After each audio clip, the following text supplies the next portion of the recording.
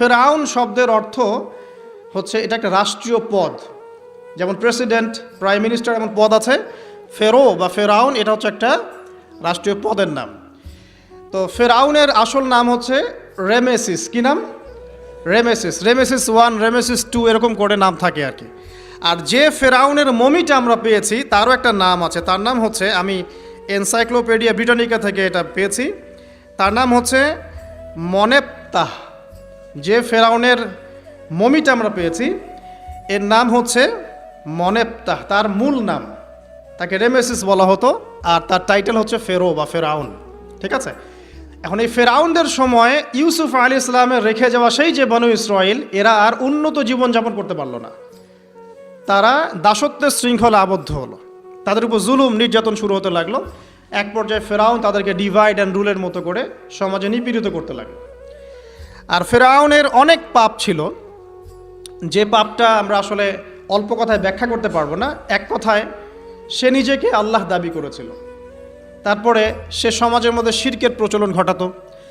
সে কন্যা সন্তানদেরকে জীবিত রাখতো, পুত্র সন্তানদেরকে হত্যা করে ফেলতো।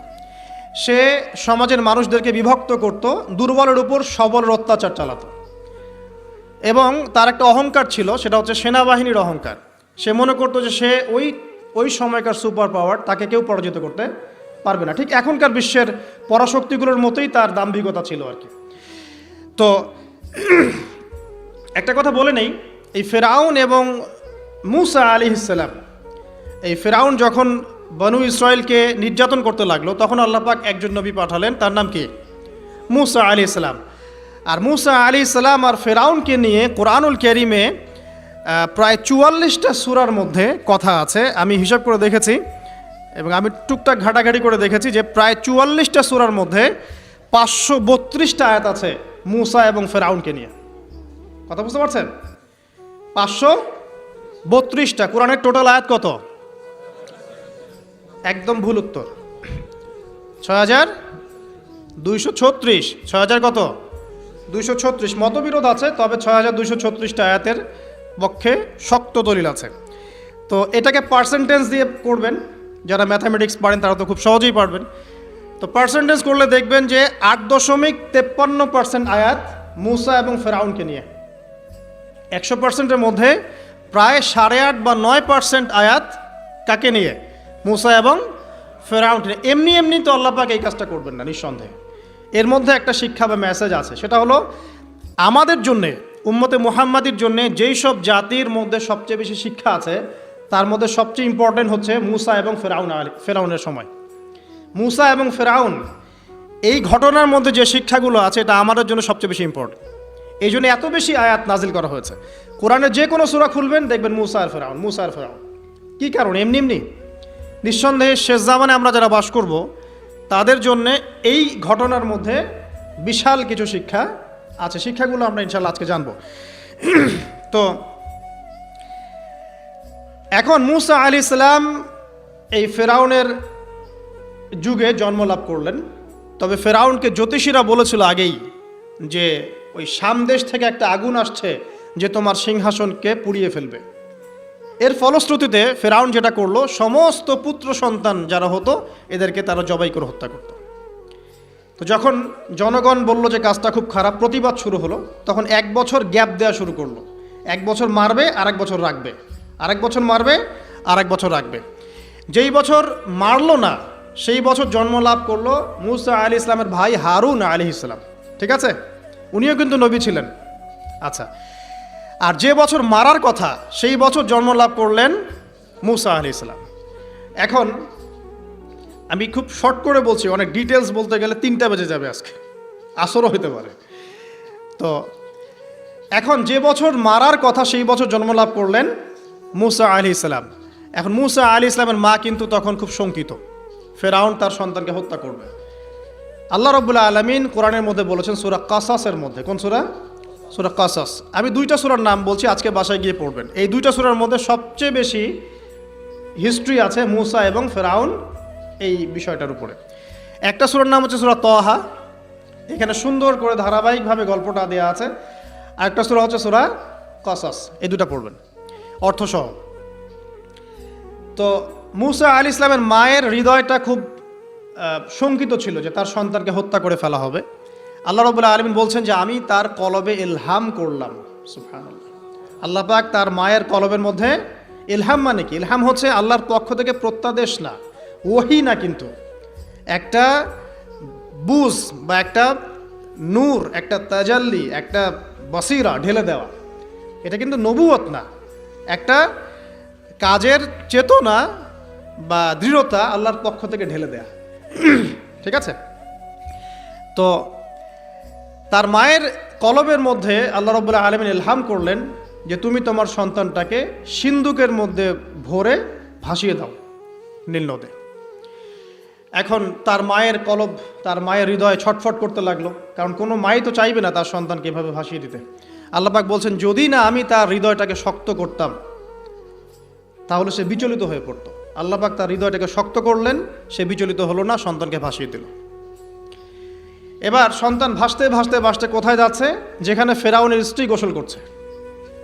কথা কি বুঝতে পারছেন? খুব চমৎকার হিস্ট্রি কিন্তু গল্পটা। এবং গল্প মানে এখানে আসলে গাল গল্প না, এগুলো সত্য ঘটনা। এক একটা বর্ণ তেমন সত্য যেমন সূর্য পূর্ব দিক থেকে ওঠে এবং পশ্চিমে ডোবে। এটা যেমন সত্য, এর এক একটা বর্ণ সত্য, এগুলো কোনো গাল গল্প নয়। এবার ফেরাউনের স্ত্রী আসিয়া সেই সিন্দুক পেয়েছে। মুসা আলাইহিস সালামকে আল্লাহ পাক বলছেন যে আমি মুসা আলাইহিস সালামের চেহারার মধ্যে মোহাব্বত বা ভালোবাসা ঢেলে দিয়েছিলাম। তার চেহারা যেই দেখতো তাকে ভালোবাসত। বুঝছেন? ভালোবাসা ঢেলে দিয়েছেন। এবার ফেরাউনের স্ত্রী আসিয়া, এখানে আসিয়া নন, অন্য একজন স্ত্রী হয়তো, তিনি বলছেন যে ফেরাউনকে বলছে যে একে আমরা আমাদের কাছে রেখে দিই, হয়তোবা সে আমাদের উপকারে আসবে, অথবা তাকে আমরা সন্তান হিসেবে গ্রহণ করতে পারি। লা তাকতুলুহ, তাকে হত্যা করো না। আসা আন ইয়ানফা'না আও নাত্তাখিযাহু ওয়ালাদা, এরকম করে আল্লাহ পাক বলেছেন কোরআনে। তো ফেরাউন তার স্ত্রীর কথা শুনলো এবং তাকে না হত্যা করে রেখে দিল।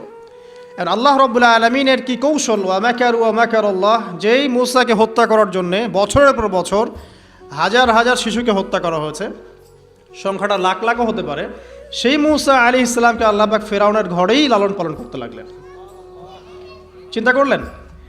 এবার মুসা আলাইহিস সালাম যখন যুবক হলেন, আমি সংক্ষিপ্ত করছি, যখন যুবক হলেন তখন একদিন দেখলেন যে রাস্তায় দুজন ব্যক্তি ঝগড়া করছে।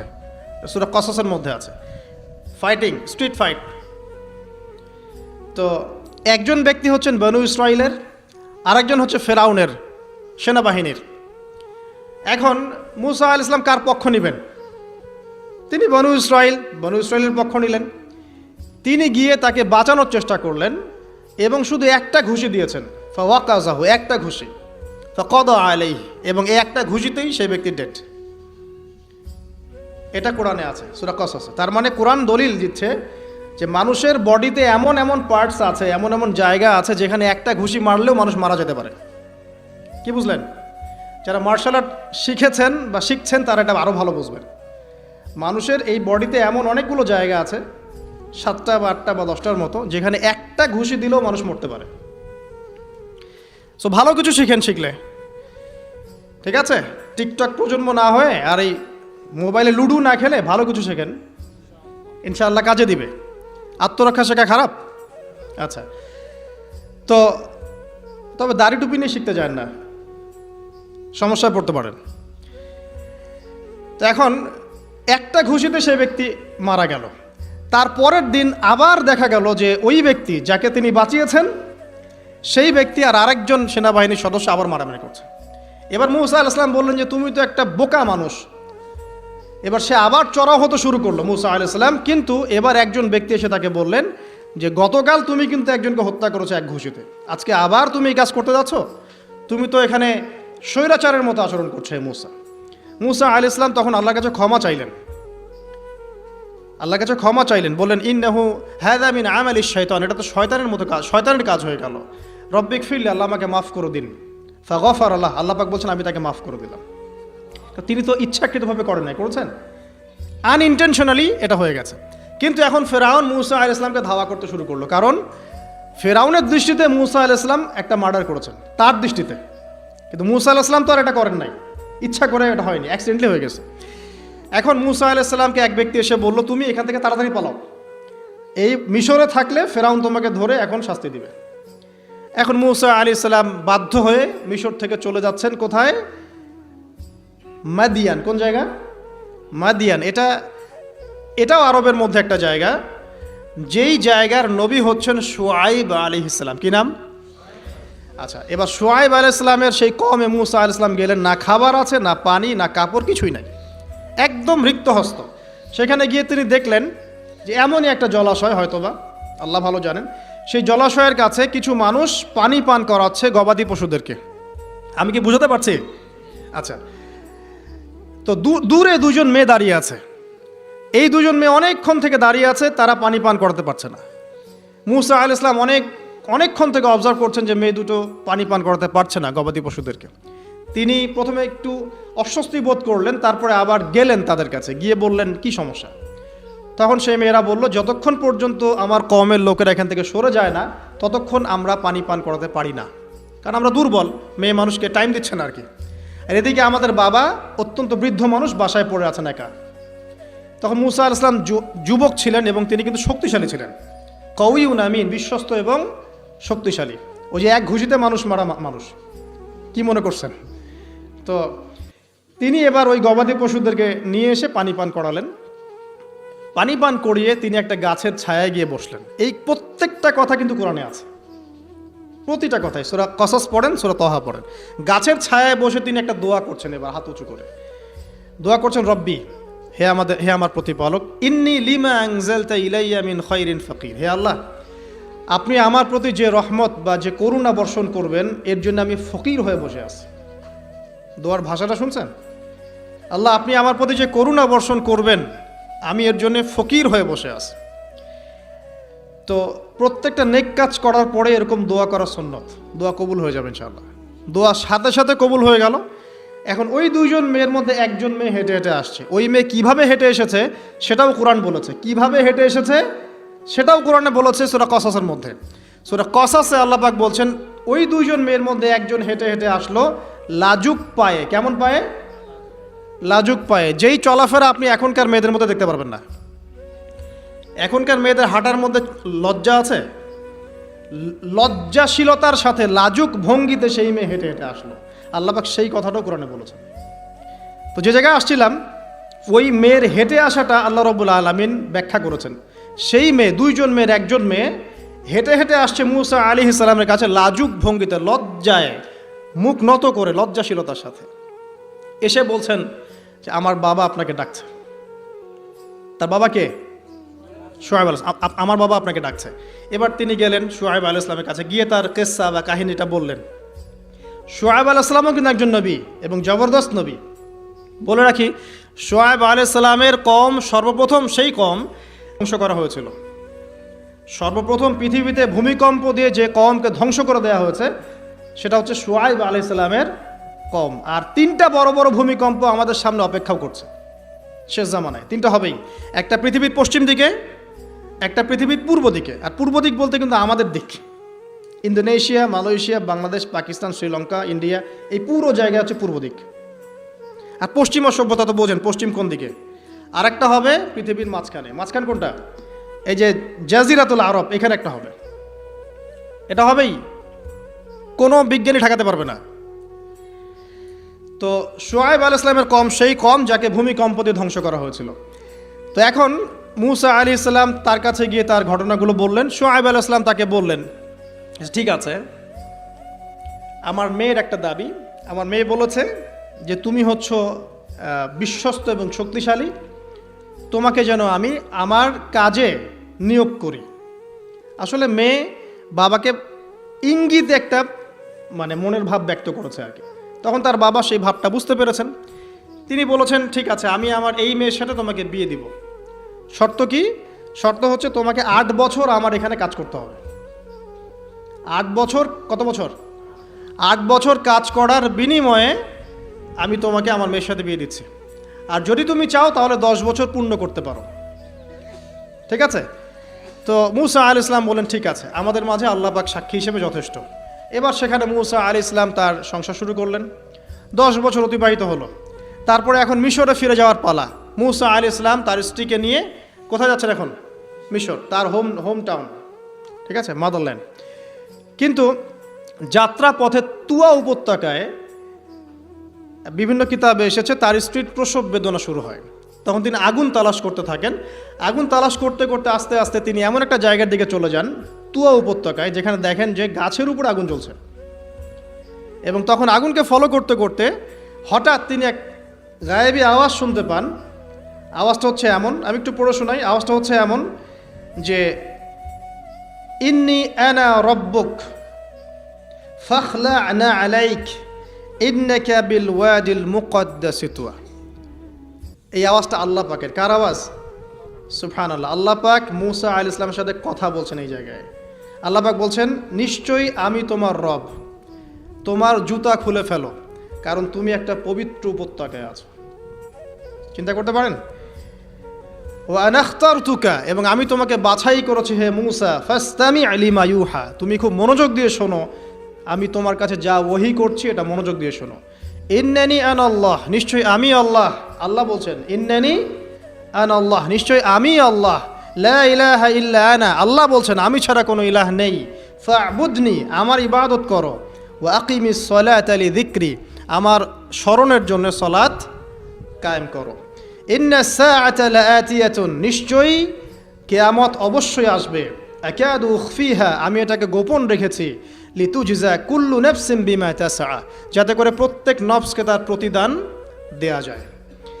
ফালা ইয়াসুদ্দান্নাকা আনহা মান লা ইউমিনু বিহা ওয়াত্তাবা'a হাওয়াহু ফাতারদা, যারা প্রবৃত্তির অনুসরণ করে তারা যেন তোমাকে এই বিষয়টার প্রতি ঈমান আনা থেকে দূরে রাখতে না পারে। আল্লাহ পাক এই পর্যন্ত বললেন। এরপর আল্লাহ বলছেন, ওয়ামা তিলকা বিয়ামিনিকা ইয়া মূসা, মূসা তোমার ডান হাতে এটা কি? মূসা আলাইহিস সালাম বলছেন যে ক্বালা হিয়া আসায়া, এটা আমার লাঠি। তার সাথে কি ছিল? একটা লাঠি। আতাওয়াক্কাউ আলাইহা ওয়া আহুশু বিহা আলা গনামি ওয়া লিয়া ফিহা মাআরিব উখরা, এই লাঠি দিয়ে আমি গাছের ডাল ছাঁটি, গবাদি পশুদেরকে চড়াই, এছাড়া আমি আমার বিভিন্ন কাজে লাঠি ব্যবহার করি। আল্লাহ পাক বলছেন, ক্বালা আলকিহা ইয়া মূসা, মূসা এটা নিক্ষেপ করো দেখি, হাত থেকে ছুঁড়ে মারো। মূসা আলাইহিস সালাম ছুঁড়ে মারলেন। ফাআলকাহা, তিনি ছুঁড়ে মারলেন। ফাইযা হিয়া হাইয়াতুন তাসআ, সাথে সাথে লাঠিটা ছোটাছুটি শুরু করলো সাপের মতো। অন্য সূরায় আছে এই দৃশ্য দেখার সাথে সাথে মূসা আলাইহিস সালাম উল্টা দিকে দৌড় দিয়েছিলেন। স্বাভাবিক, ভয় পাওয়া স্বাভাবিক। তো তখন আল্লাহ পাক বলেছিলেন যে তুমি ভয় পেও না, আমার কাছে নবীগণ ভয় পায় না। ঠিক আছে, অন্য সূরায় এগুলো আছে, আমি শর্ট করে বলছি। এরপরে আল্লাহ পাক বললেন, ক্বালা খুযহা ওয়ালা তাখাফ, তুমি এটাকে ধরো, এটাকে ভয় পেও না। সানুঈদুহা সিরাতাহাল উলা, তুমি ধরা মাত্রই সেটা আবার লাঠিতে রূপান্তরিত হবে। আরেকটা কাজ করো, ওয়াদমুম ইয়াদাকা ইলা জানাহিক, তোমার হাতটাকে বগলের নিচে নিয়ে যাও। তাখরুজ বাইদা মিন গায়রি সু, এটাকে বের করো, তারপর দেখবে এটা স্বচ্ছ আলো প্রদান করবে। সুবহানাল্লাহ। বগলের মধ্যে হাত নিয়ে আসো, হাতটাকে বের করো, দেখবে হাত থেকে স্বচ্ছ আলো বের হবে। এই দুইটা মুজিজা আল্লাহ পাক তাকে দিলেন। আয়াতান উখরা, এটা আরেকটা নিদর্শন। তো এখানে কি হলো? মূসা আলাইহিস সালাম নবুয়ত পেলেন। Shortcut key? মূসা আলাইহিস সালাম কি পেলেন? নবুয়ত পেলেন। নবুয়ত পাওয়ার সাথে সাথে আল্লাহ পাক তাকে দুটো মুজিজা দিলেন। একটা হচ্ছে লাঠি, আর একটা কি? হাত বগল থেকে বের করলেই কি হবে? আলো বের হয়ে যাবে। এবার তার ডিউটি কি? আল্লাহ পাক ডিউটি দিচ্ছেন তাকে যে ইযহাব ইলা ফিরআউনা ইন্নাহু তাগা, এবার তোমার কাজ হচ্ছে তুমি ফেরাউনের কাছে যাবে, কারণ ফেরাউন সীমা লঙ্ঘন করেছে। তখন মূসা আলাইহিস সালাম বললেন, রব্বি ইশরাহ লি সদরি, আল্লাহ আমার বক্ষটাকে প্রশস্ত করে দিন। মানে আমার তো সেখানে যাওয়ার সাহস হচ্ছে না, আমি তো সেখানে ওদের দৃষ্টিতে একজন খুনের আসামি, ওদের দৃষ্টিতে ওরা তো আমাকে পেলে হত্যা করে ফেলবে। আল্লাহ পাক বলছেন, কেল্লা, কখনো না, তারা তোমাকে হত্যা করতে পারবে না। তখন তিনি দোয়া করছেন, আল্লাহ আমার হৃদয়টাকে প্রশস্ত করে দিন, ওয়া ইয়াসসির লি আমরি, আমার কাজকে সহজ করে দিন। ওয়াহলুল উকদাতাম মিন লিসানি, আমার লিসান, আমার জিহ্বায় জড়তা আছে আল্লাহ, এটাকে দূর করে দিন। ইয়াফকাহু কওলি, যাতে মানুষ আমার কথা বুঝতে পারে। এই দোয়া করলেন, কবুল হয়ে গেল। এবং আরও দোয়া করলেন যে ওয়াজআলি ওয়াজিরাম মিন আহলি, আমার পরিবারের মধ্য থেকে একজন ওয়াজির দেন। ওয়াজির মানে সহায়ক, যেটা হচ্ছেন হারুন আলাইহিস সালাম, যাতে করে আমরা কি করতে পারি? বেশি বেশি আপনার জিকির করতে পারি এবং আমাদের কাজ সহজ হয়। তো আল্লাহ রাব্বুল আলামিন তার ভাই হারুন আলাইহিস সালামকেও নবুয়ত দান করলেন, দুজন মিলে। এখন আল্লাহ পাক বলছেন ইযহাবা ইলা ফিরআউন, তোমরা দুজন ফিরআউনের কাছে যাও, ইন্নাহু তাগা, সে সীমা লঙ্ঘন করেছে, তবে ফাকুলা লাহু কাওলাল লাইয়িনা, তার সাথে নরম সুরে কথা বলো, লাআল্লাহু ইয়াতাযাক্কারু আও ইয়াখশা, হয়তোবা সে উপদেশ গ্রহণ করবে অথবা আল্লাহকে ভয় করতে পারে। তো ডিউটি দেওয়া হলো যে তোমাদের কাজ এখন এটা, এবং তোমাদের ভয় পাওয়ার কোনো কারণ নাই, সে তোমাদের কোনো ক্ষতি করতে পারবে না। তার কাছে যাও, মোজেজা দেখাও, আল্লাহর দিকে দাওয়াত দাও, লা ইলাহা ইল্লাল্লাহ। যদি সে দাওয়াত কবুল করে আলহামদুলিল্লাহ, যদি না করে তাহলে আমি আল্লাহ তার জন্যে যথেষ্ট। এবার শর্ট করে নিয়ে আসি, মুসা আলাইহিস সালাম সেখানে গেলেন, যাওয়ার পরে ফিরআউনকে দাওয়াত দিলেন। তো ফিরআউন বলছে ক্বালা ওয়া মার রাব্বুকুমা ইয়া মুসা, কোন রবের কথা বলছো? আমি তো মা আলিমতু মিন ইলাহিন গায়রি, আমি তো জানি না, আমি ছাড়া তোমাদের কোনো ইলাহ আছে আমি তো এটা জানি না। এটা কার কথা? ফিরআউন বলছে যে মা আলিমতু মিন ইলাহিন গায়রি, আমি ছাড়া অন্য কোনো ইলাহ তোমাদের আছে, মা আলিমতু ইলাহুকুম গায়রি, আমি ছাড়া তোমাদের কোনো রব আছে এটা তো আমি জানি না। অন্য আয়াতে সে বলেছিল যে আনা রব্বুকুমুল আ'লা, আমি তোমাদের মহান রব। ঠিক আছে, তো মুসা আলাইহিস সালাম ব্যাখ্যা করলেন, আমি সেই রবের কথা বলছি যে রব আসমান সৃষ্টি করেছেন, জমিন সৃষ্টি করেছেন, যেভাবে তাওহীদের দাওয়াত দিতে হয় সব দিলেন। এরপরেও ফেরাউন সেটা গ্রহণ করলো না। তখন মুসা আলাইহিস সালাম বললেন, যদি আমি তোমাকে কোনো বড় নিদর্শন দেখাই তারপরেও কি বিশ্বাস করবে না? তখন ফেরাউন বলল যে দেখাও দেখি। তখন তিনি লাঠি ছুঁড়ে মারলেন, সাপ হয়ে গেল। এই দৃশ্য থেকে ফেরাউনের পরিবারের সবাই ভয় পেয়েছিল, কিন্তু পলিটিক্যাল স্বার্থে ফেরাউন বলেছিল যে সে একজন বড় জাদুকর, জনগণকে তো বোঝাতে হবে কিছু, নিজে ভয় পেলেও জনগণকে তো কিছু বোঝাতে হবে। সে জনগণকে বলছে আসলে সে একজন বড় জাদুকর, সে চাচ্ছে তোমাদের ন্যাশনের মধ্যে ফাটল সৃষ্টি করতে। তো এখন কি করা যাবে? পরামর্শ করা হলো, তার কাছের কিছু মানুষ থাকে না, তার মন্ত্রী পরিষদ যারা শয়তানিতে পিএইচডি করেছিল আর কি, তার ওকে পরামর্শ দিল যে একটা কাজ করা যাক, একটা বড় ময়দানে যাওয়া যাক, সেখানে আমরা বড় বড় জাদুকরদেরকে ডাকবো, এখানে একটা জাদুর ব্যাটল হবে, মোনাজারা হবে জাদুর। তো সব বড় বড় জাদুকরকে ডাকা হলো মিশরের, এবং বলে রাখি যে জাদুবিদ্যা কিন্তু সত্য, সুলাইমান আলাইহিস সালামের সময় থেকে এটা চলে আসছে। হারুত এবং মারুত ফেরেশতাকে কিন্তু এর মধ্য দিয়ে পরীক্ষা করা হয়েছে মানব জাতিকে। যাই হোক, তো জাদু থেকে বাঁচার জন্য কোরআন এবং সুন্নাহর যে দোয়া কালামগুলো আছে এগুলো নিয়মিত পড়বেন ইনশাআল্লাহ। আল্লাহ পাক আমাদেরকে হেফাজত করুন, আমিন। তো আমি শর্ট করছি। তো এবার জাদুকররা একদিকে, মুসা আলাইহিস সালাম একদিকে। তো মুসা আলাইহিস সালামকে তারা বলছে তুমি আগে ছুঁড়ে মারবেন, আমরা ছুঁড়ে মারবো। মুসা আলাইহিস সালাম বলছে বাল আলকু, তোমরা ছুঁড়ে মারো। তখন তারা যখন তাদের লাঠিগুলো ছুঁড়ে মারলো, এগুলো সাপ হয়ে গেল। এটা একটা চোখের ভেলকিবাজি ছিল। আল্লাহ পাক এই জাদুটাকে বলেছেন কোরআনে সিহরুন আযীম, বড় একটা জাদু করেছিল তারা, মানে তারা জাদুবিদ্যায় খুব পারদর্শী ছিল। এখন যেমন সায়েন্সের যুগ, তখন কিন্তু জাদুবিদ্যার যুগ ছিল। ঠিক আছে, তো মুসা আলাইহিস সালাম তারপর কিছুটা ভয় পেয়ে গেলেন। আল্লাহ পাক বলেন তুমি ভয় পেও না, বরং তোমার লাঠি ছুঁড়ে মারো, ইন্নাকা আনতাল আ'লা, তুমি বিজয়ী হবে ইনশাআল্লাহ তাআলা। এরপর মুসা আলাইহিস সালাম লাঠি ছুঁড়ে মারার সাথে সাথেই তার লাঠিটা যে সাপে রূপান্তরিত হলো, এই সাপটা বাকি সব সাপকে খেয়ে ফেললো। এই দৃশ্য দেখার সাথে সাথেই ওই জাদুকর যারা ছিল, সবচেয়ে বড় বড় জাদুকর, একটা সমাজে সবচেয়ে বড় বড় জাদুকর, সাথে সাথে মুসলিম হয়ে গেল। বললো যে ক্বালা আমান্না বিরব্বি হারুন ওয়া মুসা, আমরা মুসা এবং হারুনের রবের প্রতি ঈমান নিয়ে আসলাম। তখন ফিরআউন বলল যে ও আচ্ছা, তাহলে ইন্নাহু কাবীরুকুম আল্লামাকুমুস সিহর, তাহলে মুসাই হচ্ছে তোমাদের লিডার, যে তোমাদেরকে জাদু শিখিয়েছে। তাহলে পলিটিক্যাল লোকজনের কথাগুলো এরকমই হয়, সত্য কখনো স্বীকার করতে যাবে না। তো যে তাহলে মুসাই মনে হয় তোমাদের চেয়ে বড় জাদুকর, তাহলে তোমাদের শাস্তি দিব এবার আমরা। কি শাস্তি? ওই যে শুলদণ্ড দিয়ে ডান দিকের হাত বাম দিকের পা কেটে ফেললো। চিন্তা করতে পারেন, একদিকের হাত একদিকের পা কেটে শুলদণ্ড দিয়ে ঝুলিয়ে রাখলো। তখন এই জাদুকররা এমন একটা কথা বলেছে যেটা পড়লে আমরা চোখ দিয়ে পানি পড়ে যায়। এই জাদুকররা বলেছিল যে তোমার যা ইচ্ছা তুমি তা করো, ফাকদি মা আনতা ক, তোমার যা মনে চায় তাই করো। কথাটা শুনছেন? ফাকদি মা আনতা ক, তোমার যা মনে চায় তাই করো। কিন্তু আমরা ইন্না আমান্না বিরব্বি হারুন ওয়া মুসা, আমরা মুসা এবং হারুনের রবের প্রতি ঈমান এনেছি। আশা করা যায় যে আমরা এই ঈমান আনার ফলে সারা জীবন জাদুবিদ্যা চর্চা করে যে পাপ করেছি, আল্লাহ পাক সব পাপ মাফ করে দিবেন ইনশাআল্লাহ। দেখেন, একটা সেজদা না করেও তারা জান্নাতে চলে গেল। দেখলেন, তারা কিন্তু নামাজ পড়তে পারে নাই, সুযোগ হয়নি। রোজা রাখতে পারে নাই, জাকাত দিতে পারে নাই, শুধু খালেস ইমান যে না আল্লাহকে চিনেছি, আল্লাহ ছাড়া কোনো ইলাহ নাই, আল্লাহ ছাড়া কাউকে পরোয়া করি না, আল্লাহই সব কিছু। তারপরে তাদেরকে ফাঁসি দেওয়া হলো, হাত পা কেটে ফেলা হলো, জান্নাত। এই ঘটনাটা পড়বে তহার মধ্যে আছে।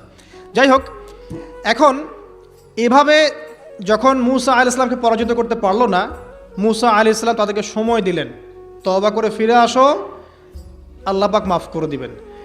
কিন্তু ফেরাউন এবং তার দলবল এগুলো সহ্য করলো না, বরং ফেরাউন টিটকারি করছিল, এই হামান তুমি আছো? হামান বলছে হ্যাঁ আছি। আমার জন্য একটা বড় প্রাসাদ নির্মাণ করো, ইট পোড়াও, আমার জন্য উঁচু প্রাসাদ তৈরি করো, যাতে আমি উকি মেরে দেখতে পারি মূসার রব কোথায় আছে। কথা বুঝতে পারছেন? আমার কাছে মনে হয় হয়তোবা, আল্লাহু আলাম, হয়তোবা এই আয়াতটা মিশরের পিরামিডের দিকে ইঙ্গিত করছে, হয়তোবা, আমি জানি না সঠিক, আমি মানে 100% নিশ্চিতভাবে বলতে পারবো না, কিন্তু আমার কাছে মনে হয় হয়তোবা এটা সেই সময়কারই ঘটনা, যে হামান ইট পুরাতে থাকো, ইট এবং পাথর পোড়াও, উঁচু উঁচু উঁচু একদম সর্বোচ্চ এক কিছু তৈরি করো, প্রাসাদ তৈরি করো, যাতে করে আমি তার উপরে উঠে মূসার ইলাহকে দেখতে পারি। এটা কার কথা ছিল? ফেরাউনের। এটা করাও হয়েছে। এরপরে 9টা আযাব আল্লাহ পাক দিয়েছেন। কয়টা? 9টা। একবার সতর্ক করা হয়, যদি না শোনে আল্লাহ পাক আযাব দিলেন রক্তের, সমস্ত পানি রক্ত হয়ে গেল। এবার ফেরাউন এবং তার লোকজন এসে বলে আমরা তওবা করব, মূসা তুমি দোয়া করো আল্লাহর কাছে, আল্লাহ যেন সরিয়ে দেয়। মূসা আলাইহিস সালাম দোয়া করেন, আযাব সরে যায়, তারা আবার নাফরমানি শুরু করে। কথা বুঝতে পারছেন? তারপরে আযাব আসলো ব্যাঙের, সবখানে ব্যাঙ দিয়ে ভর্তি। তারপরে আবার তওবা করার প্রত্যয় ব্যক্ত করলো, তওবা করলো না, আবার আযাব। এরপরে আযাব উকুনের, কিসের? উকুন। এভাবে একটা একটা করে আসতে থাকলো। এবার প্লেগ, তারপর ফড়িং। প্লেগ এমনভাবে এসেছিল যে একদিনেই 70,000 মানুষ মারা গেছে। এভাবে 9টা আযাব আল্লাহ পাক দিলেন, কিন্তু ফেরাউন কিছুতেই ঈমান আনলো না। এবার সবশেষ পালা। সর্বশেষে মূসা আলাইহিস সালাম বললেন যে বনু ইসরাইলকে আমার সাথে যেতে দিবা কিনা সেটা বলো। তো এখন যেহেতু অনেক মানুষ মারা যাচ্ছে প্লেগে, সবশেষে গিয়ে মূসা আলাইহিস সালামের কাছে ফেরাউন এবং তার এই যে হামান, কারুন, যারা ছিল, এরা নমনীয় হলো এবং বলল ঠিক আছে, তোমরা বনু ইসরাইলকে নিয়ে এখান থেকে বের হয়ে যাও, মিশরে আমরা আর কোনো আপদ চাই না, তোমরা চলে যাও এখান থেকে। এবার যখন মূসা আলাইহিস সালাম এবং বনু ইসরাইল এখান থেকে বের হয়ে যাচ্ছেন, বলা হচ্ছে তাদের সংখ্যা ছিল প্রায় 30 লক্ষ, কেউ বলেছেন 40 লক্ষ। সংখ্যাটা ফ্যাক্ট না। বনু ইসরাইলের একটা বড় কম ছিল, 10 থেকে 20% মানুষ মিশরের বনু ইসরাইল ছিল। তারা এখন বের হয়ে যাচ্ছেন রাতের অন্ধকার শেষ হয়ে ফজরের সময়। ফেরাউনের মাথায় আবার শয়তানি চাপলো। সে বলল না, এদেরকে যেতে দেওয়া যাবে না, যদি চলে যায় ওখানে গিয়ে যদি বিদ্রোহ করে আমাদের উপর হামলা করে, কি করণীয়? ফুল ফোর্স নিয়ে, তার যত সেনাবাহিনী ছিল সমস্ত সেনাবাহিনী নিয়ে ফেরাউন মূসা আলাইহিস সালাম এবং তার কওমকে ধাওয়া করা শুরু করলো পিছন থেকে। এবার মূসা আলাইহিস সালাম যাচ্ছেন, তার কওমকে সাথে নিয়ে, সামনে পড়ে গেল লোহিত সাগর। কোন সাগর? লোহিত সাগর। আর পিছনে ফেরাউনের বাহিনী। এরকম একটা অবস্থায় মূসা আলাইহিস সালামের কওমের কিছু মানুষ বলেছিল ইন্না লামুদরাকুন, হে মূসা আমরা তো ধরা পড়ে গেলাম, আমরা তখন যেতে পারবো না, সামনে সাগর, পিছনে ফেরাউন। এই সময় মূসা আলাইহিস সালাম একটা কথা বলেছিলেন, এই কথাটা যে বলতে পারবে বিপদের সময় আল্লাহ পাক তার সাথে থাকবেন ইনশাআল্লাহ। মূসা আলাইহিস সালাম বলেছেন কাল্লা, ওইরকম একটা অবস্থা তিনি বলছেন কাল্লা, কখনো নয়, ইন্না রব্বি মাইয়া সাইয়াহদিন, আমার রব আমার সাথে আছেন, তিনি আমাকে পথ দেখাবেন। কথা বুঝতে পারছেন? ব্যাস আল্লাহ পাকের সাহায্য নেমে আসলো। তিনি বললেন লাঠি ছুঁড়ে মারো। লাঠি ছুঁড়ে মারার সাথে সাথেই একটা দুইটা না 12টা রাস্তা হয়ে গেল, পানি ভেদ করে, সাগর ভেদ করে। আর এই 12টা রাস্তা দিয়ে, এটা কোনো গাল গল্প নয়, 12টা রাস্তা দিয়ে বনু ইসরাইলের 12টা দল চলে গেল, পার হয়ে গেল। আর ফেরাউন এটা অবাক হয়ে দেখছে। এক পর্যায়ে সেও সিদ্ধান্ত নিল যে আমিও আমার ফোর্স নিয়ে ধাওয়া করব। এই যে সে নামলো লোহিত সাগরের, সাথে সাথে পানি আবার আগের জায়গায়। এক মুহূর্তের মধ্যে, মানে এক দিনে পুরো ফেরাউন এবং ফেরাউনের যত সেনাবাহিনী আছে এক দিনের মধ্যেই শেষ, পৃথিবী থেকে চিরবিদায়। আল্লাহ পাক এত চমৎকার করে কথাটা বলেছেন, কাম তারাকু মিন জান্নাতি ওয়া উয়ুন, তারা কতই না বড় বড় জান্নাত মানে বাগান এবং প্রস্রবণ পার হয়ে চলে গেল। ওয়া কুনুজি ওয়া মাকামিন কারীম, কত সুন্দর সুন্দর জায়গা তারা ছেড়ে দিয়ে চলে গেল। এবং তারা ধাওয়া করতে লাগলো ফেরাউন মূসার বাহিনীকে। যখন তারা ডুবে গেল, ফামা বাকাত আলাইহিমুস সামাউ ওয়াল আরদ, তাদের জন্য আসমান এবং জমিনের কোনো সৃষ্টি এক ফোঁটা চোখের পানিও ফেলে নাই। এটা আপনি সূরা দুখানের মধ্যে পাবেন, আরও বিস্তারিত আছে।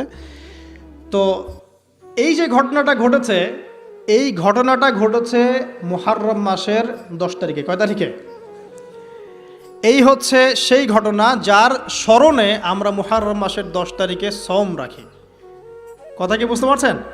এটাই সেই ঘটনা, যেই ঘটনার ফলশ্রুতিতে এটাকে স্মরণীয় করে রাখতে আল্লাহ পাক কিয়ামত পর্যন্ত এই আশুরার সওমটাকে রেখে দিয়েছেন। এটা ইহুদিরাও রেখেছে, ইসলাম আসার পূর্বে, মানে নবী সাল্লাল্লাহু আলাইহি ওয়াসাল্লামের শরীয়ত আসার পূর্বেও আগের জাতিরাও এটাকে রেখেছিল।